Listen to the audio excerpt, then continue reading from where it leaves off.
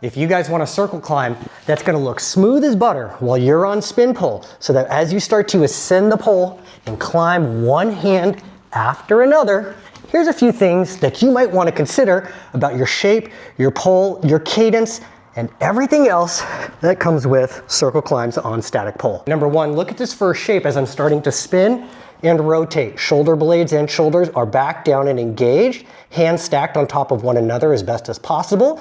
My arms aren't hugging in, they're at a 90-degree bend or more, probably a little bit more in this instance. Look at my lower back, a tilt in the pelvis, legs are spread, and they are reaching back behind me.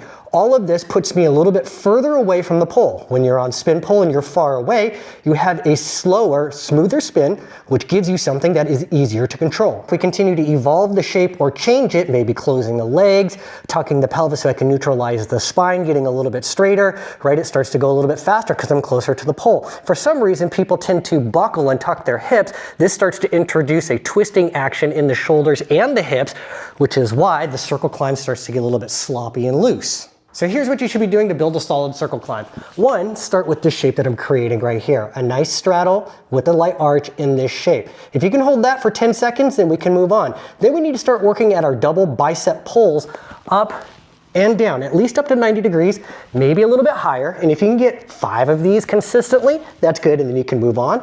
Ideally, we want to try and get up to 10. Then when that starts to get comfortable, you can start working, pulling up and down a little bit higher, nice and smooth. Think of yourself like a merry-go-round, right? The little horsey goes up and down, but it never stops at the top or the bottom. And now that we're comfortable with that, we can actually start our circle climbs. Small climbs to start, nice and comfortable, so we have that pumping action between each reach, grab, reset, down and up, hand over hand.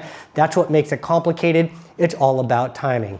One last go, we come in, we're ready, we start to go up and down and up and down and up and down, and then eventually you reach the top, you show off, and then you do some other crazy tricks. Let me know if that helps, tag a friend.